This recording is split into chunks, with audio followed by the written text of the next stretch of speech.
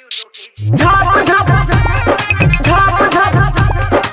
अपने सब सुन रहल छी बिट्टू मलंगिया एंटरटेनमेंट। अखन अपने सब सुन रहल छी मां दुर्गा एक्सप्रेस के शानदार प्रस्तुति।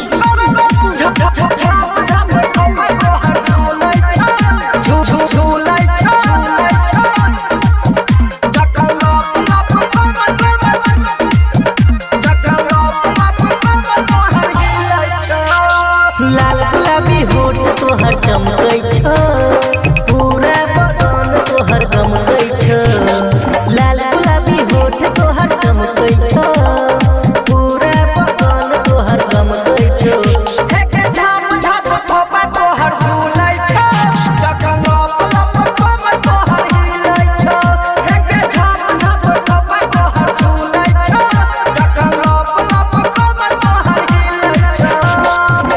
अखन अपने सब सुन रहल छी बिट्टू मलंगिया एंटरटेनमेंट के।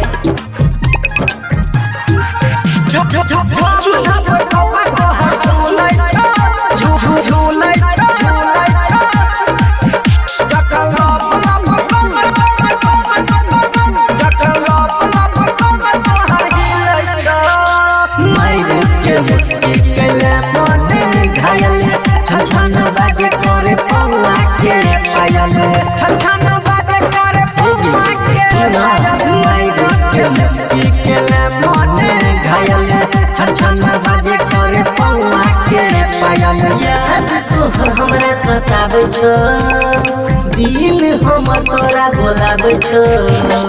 याद तोहर हमरा सताबै छ, दिल हमर तोरा बोलाबै छ।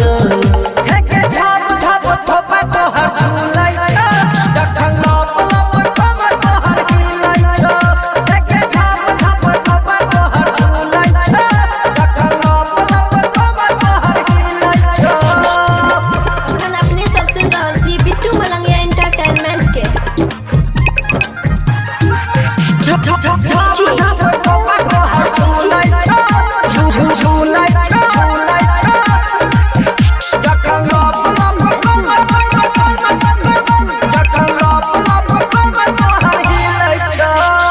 दिल के बगिया हमर छै के काली, रानी तोरे हम बनैबो घरवाली।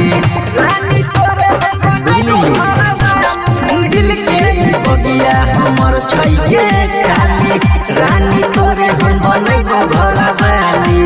अमित उज्जवल बोलाबै छ, अमन राज चुन चुन हँसाबै छ।